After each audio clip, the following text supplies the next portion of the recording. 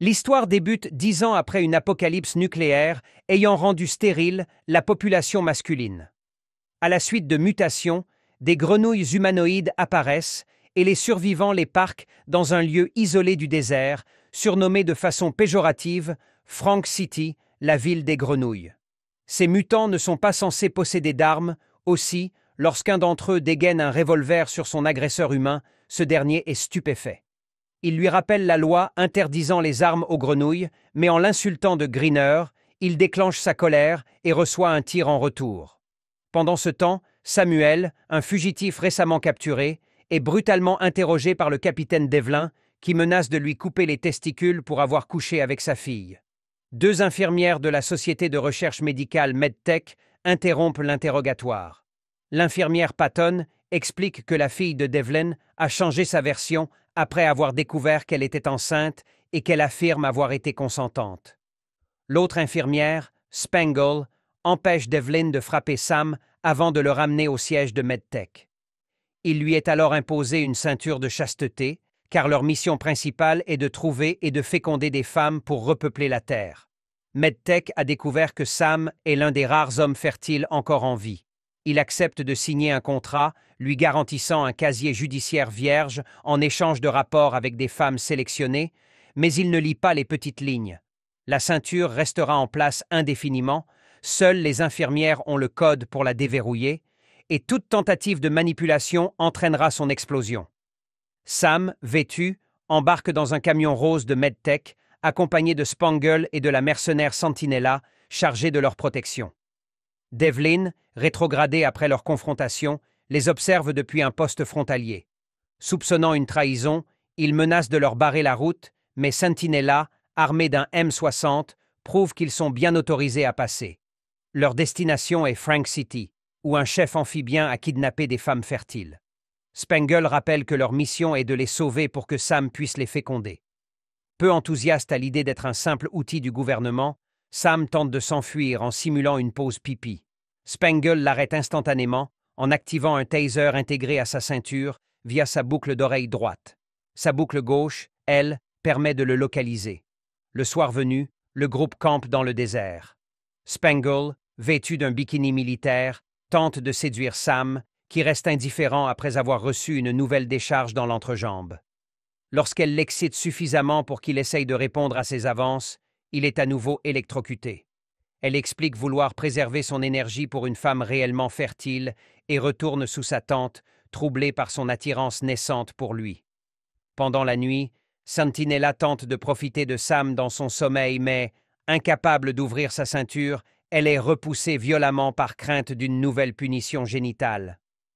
Le lendemain, lors d'un nouvel arrêt, Spangle repère un mouvement sur son détecteur et part capturer une femme sauvage. Une fois maîtrisée et attachée, elle est soumise à un test de fertilité, mais reste trop traumatisée pour coopérer. Spangle, implacable, lui injecte un sérum la rendant immédiatement docile. Sam est mal à l'aise face aux méthodes du gouvernement, mais se laisse convaincre. Une fois la mission accomplie, la femme, maintenant lucide, est dirigée vers le sud, où les femmes enceintes sont traitées en héroïnes nationales. Avant de partir, elle embrasse Sam, son donneur de sperme. Le groupe arrive enfin à Frogtown, une ville industrielle abandonnée où mutants et humains sans armes cohabitent. Sam retrouve Lonnie, un mineur d'uranium, qui lui propose de le présenter au propriétaire du bar local, le Roi. Ce dernier, ressemblant à un gecko, accuse les humains d'avoir parqué les mutants dans le désert. Malgré sa rancune, il accepte d'acheter Spangle si elle sait danser. Avant que l'échange n'ait lieu, une grenouille borgne nommée Bull, travaillant pour le chef des amphibiens, intervient. Il assomme Sam et l'emmène devant Toady, le maître de Frogtown, qui négocie l'achat d'armes avec un certain comte Sodom.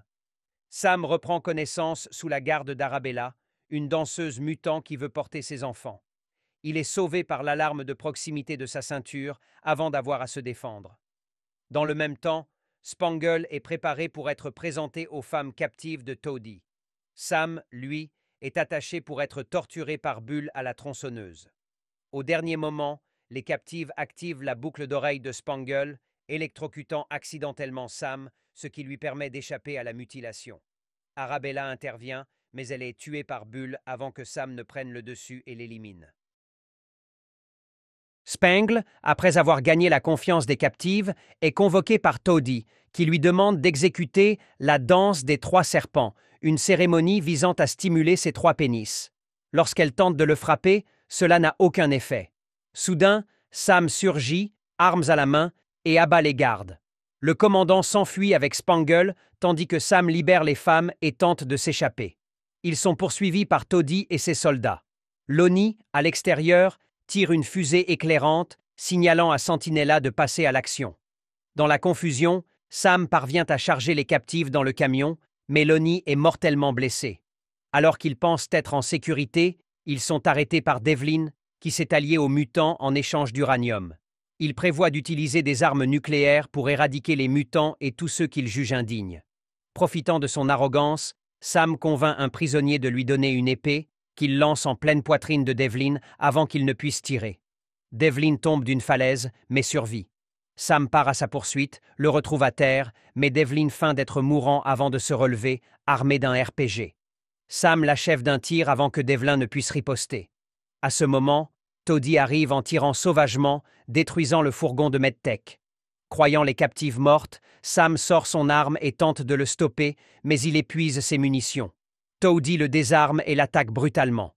À bout de force, Sam l'aveugle en frappant ses grands yeux, son unique faiblesse, avant de l'assommer et de le laisser inconscient au bord d'un précipice. S'approchant des ruines du fourgon en feu, il découvre que les femmes ont survécu en se cachant. Soulagé, il embrasse fougueusement Spangle, qui réalise qu'il est resté uniquement pour elle. Touchée, elle l'embrasse à son tour. Sam, désormais libre, s'éloigne avec son camion rempli de femmes fertiles, plaisantant sur le fait que le travail d'un soldat n'est jamais vraiment terminé.